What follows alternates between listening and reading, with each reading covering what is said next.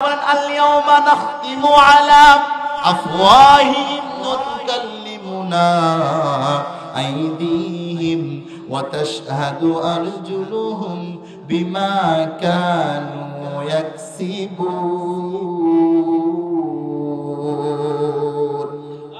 আল্লাহ তাআলা কিয়ামতের দিবসে প্রত্যেকটা মুখের মধ্যে মোহর মেরে দিবে। ওই দিন জবান কথা বলার সুযোগ পাবে না, হাত কথা বলবে, পা কথা বলবে, অন্তর কথা বলবে, লজ্জাস্থান কথা বলবে। ওই দিন যদি আপনি হাত দ্বারা গুনাহ করে থাকেন, ও ভাই, আপনার বাঁচানোর ক্ষমতা কেউ রাখবে না সেই দিন। কথা বলেন ঠিক কিনা? তাহলে বোঝা গেল আপনি গুনাহ করতেছেন, মনে করতেছেন কেউ দেখে না, মনে করতেছেন কেউ দেখে না, কিন্তু কে দেখে বলেন? আল্লাহর নাম আওয়াজ দিয়ে বলেন, কে দেখেন বলেন? আর জোরে বলুন, কে দেখেন?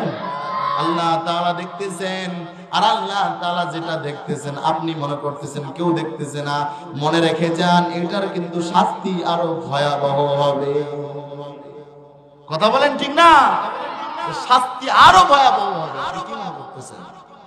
সম্মানিত উপস্থিতি, যাও, যে কথা বলতেছিলাম, আল্লাহ তাআলার কাছে অনেক বেশি আমল নিয়ে উঠবে। আল্লাহ তাআলা বলবে তোমার আমলগুলো গ্রহণযোগ্য না, তোমার আমলের মধ্যে ইখলাস ছিল না। কথা বলেন ঠিক কিনা? তোমার আমলগুলো রিয়া হলো আমল, তোমার আমলগুলো অহংকার যুক্ত আমল, তোমার আমলগুলো আমি আল্লাহ তাআলার কাছে গুরুত্বপূর্ণ নয়। আমি আল্লাহ তাআলা দেখবো কার আমলের মধ্যে ইখলাস যুক্ত আমল আছে, ইখলাস যুক্ত আমল কার মধ্যে আছে, আমি আল্লাহ তাআলা এটা দেখবো।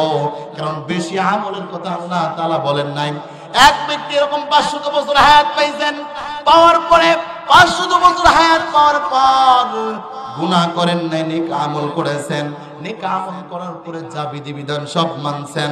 আল্লাহ তাআলা কি বলে, আল্লাহ আমি আমার জিন্দেগিতে 500 বছর হায়াত পাইছি গো আল্লাহ, এই 500 বছর হায়াত পাওয়ার পর আমি কিন্তু আপনার তো কোনো নাফরমানি করি নাই, গুনাহ করি নাই গো আল্লাহ। ওগো দয়ার আল্লাহ, তাহলে তো আমার জন্য মনে হয় রয়েছে জান্নাত, তাড়াতাড়ি আপনি আমাকে জান্নাত দিয়ে দেন। এবার আল্লাহ তাআলা বলবে, বান্দা মেনে নিলাম তুমি 500 বছর জিন্দেগি পাওয়ার পরে গুনাহ করো নাই, নেক আমল করেছো, যাও যাও ওই জায়গায় যাও, ঘুরে আসো। বলে কোন জায়গায়? বলে বারুচর, ওই জায়গাটা, ওই জায়গা থেকে ঘুরে আসো, যাও। এরবার যুবক চলে যাবে, যাওয়ার পরে দেখবে উত্তপ্ত বালি, অনেক বেশি গরম বালু, হাঁটবে আর পা এত পরিমাণে গরম, কলিজা পর্যন্ত পুড়ে যাওয়া অবস্থা হয়ে যাবে, তার গলা শুকিয়ে যাবে, পানির কারণে পানির পিপাসা লেগে যাবে। এবার যুবক চিন্তা করবে, এখন যদি আমি 1 গ্লাস পানি পাইতাম তাহলে আমার দিলটা ঠান্ডা হইতো, কলিজাটা ঠান্ডা হয়ে যাইত, কিন্তু আশেপাশে কোথাও তো পানি পাওয়া যায় না। যদি পানি পাইতাম তাহলে আমার কলিজা, দিলটা ঠান্ডা হয়ে যাইত। এই মনে করে যুবক আগায় আর কলিজা পড়ে যায়। এরকম ভাবে দেখতেছি কিছুক্ষণ পরে একজন পানি বিক্রেতা পানি বিক্রি করতেছেন। এবারে যুবক ডাক দিয়ে বলে, পানিওয়ালা ভাই আমার কাছে আসেন, আমার পানি লাগবে। এবার ওই পানিওয়ালা ভাই তারে পানিটা দিলেন, পানিটা মুখে দিবে এমন তো অবস্থায় ভাই ডাক দিয়ে বলে, ভাই আমি এই যে রোদে পড়ে পানি নিয়ে ঘুরতেছি, মানুষের দ্বারে দ্বারে ঘুরতেছি, আমার কাছে মাত্র 1 গ্লাস পানি আছে, এটা যদি আমি আপনাকে দেই তাহলে কিন্তু আমার পানি শেষ হয়ে যাবে। হ্যাঁ, ওই যুবক ডাক দিয়ে বলে, হ্যাঁ ভাই আমি বুঝতে পারছি আপনার কাছে আর কোনো পানি নাই, আপনার কাছে আর কোনো পানি নাই। ভাই তাহলে বুঝতে পারছেন আমার কাছে আর কোনো পানি নাই, তাহলে আপনি যেই রোদে পুড়ে আমি যে আপনার কাছে খেদমতটুকু করতেছি, তাহলে বিনিময়ে আপনি আমাকে কি দিবেন? যুবক ডাক দিয়ে বলে, বিনিময়ে যা চাবেন তাই দিব। বলে ঠিক আছে, বিনিময়ে আমার এরকম ভাবে 500 বছরের যত নেক আমল করেছেন আমাকে দিয়ে দেন। সুবহানাল্লাহ বললেন না? কয়শো বছরের নেক আমল? 500 বছরের নেক আমল দিয়ে দেন। যুবক বলতেছে ঠিক আছে নিয়ে নেন, কারণ তার পানি খাওয়া লাগবে, ওই সময় পানির পিপাসা। পানি খাইছে, খাওয়ার পরে এবার যুবক চলে গেছে আল্লাহর কাছে। ওগো দয়াল মালিক আল্লাহ, আমাকে জান্নাত দিয়ে দেন, আমি তো ঘুরে আসছি। বলে তুমি তো ঘুরে আসছো, পানি যে খাইছো ওই পানির বিনিময়ে কি দিয়েছিলা? বলে 500 বছরের জিন্দেগি যত নেক আমল সব দিয়েছি। বলে তুমি কিসের বড়ায় জান্নাতে যাইতে চাইছো? বলে 500 বছরের নেক আমল। বলে নেক আমল যদি এই পানিওয়ালাকে দিয়ে দাও তাহলে যুবক তুমি কিসের বলে জান্নাতে যাবা? কিসের বলে জান্নাতে যাবো বলো? সম্মানিত উপস্থিতি, তখন যুবক ডাক দিয়ে বলতেছে, আল্লাহ নেক আমল দিয়ে এইভাবে জান্নাতে যাওয়া সম্ভব না, আপনার মায়া দয়া ছাড়া। ওগো দয়ার আল্লাহ, আপনার মায়া দয়া ছাড়া কেউ জান্নাতে যাইতে পারবে না। এবার আসুন মায়া দয়া কাকে করবে? একজন বেনামাজিকে। আওয়াজ দিয়ে বলেন, বেনামাজি কি মায়া দয়া করবে? একজন বেরোজাদার, রোজা করে না, তাকে আল্লাহ মায়া দয়া করবে। উদাহরণে আসলে এবার বলি, এখানে অনেক মুরব্বী বসা আছে। একজন মুরব্বীর 5 জন সন্তান।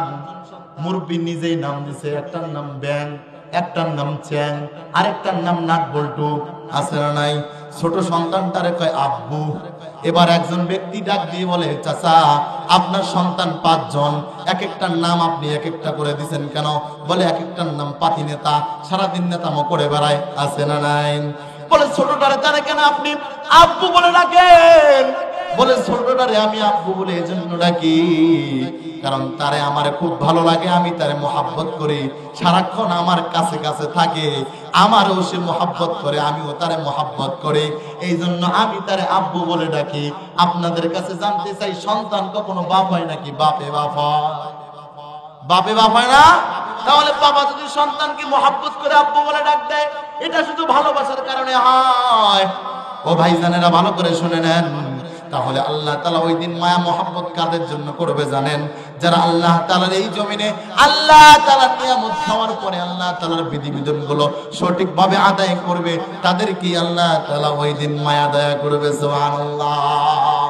যারা দুনিয়াতে কখনো নাফরমানি করবে না, আল্লাহ তাআলার গোলামি ঠিকভাবে করবে, আল্লাহ তাআলার বিধিবিধানগুলো মানবে, আল্লাহ বলে, ও ফেরেশতা শুনে রাখো, জেনে রাখো, আমি আল্লাহ বলে দিলাম ওই বান্দা আমি আল্লাহর আল্লাহ, আমি আল্লাহ ওই বান্দার বান্দা। কথা বলেন ঠিক কিনা? সম্মানিত উপস্থিতি, তাহলে বোঝা গেল আজকে এই তাফসীর মাহফিলে বসছেন, ওয়াজ মাহফিলে বসছেন, আপনার এমনও জীবনে অনেক বেশি গুনাহ আছে, গোপনের গুনাহ আছে। আছে না নাই? প্রকাশ্যে গুনাহ আছে। আমি হুজুর, এমনও হয়তো আমার গোপন গুনাহ আছে, আমার বিবি যদি শুনে আমার ঘরে জায়গা দেবে না। কথা কোন ঠিক কিনা? আমার বাবা যদি শুনে আমারে সন্তান বলে পরিচয় দিবে না, এলাকার মেম্বার চেয়ারম্যান যদি শুনে ইউনিয়ন থেকে বিদায় করে দিবে। অথচ আল্লাহ তাআলা কত দয়ার আল্লাহ, কত মায়ার আল্লাহ, এত পরিমাণে গুনাহ জানার পরেও গোপন রাখছে, প্রকাশ করেন নাই।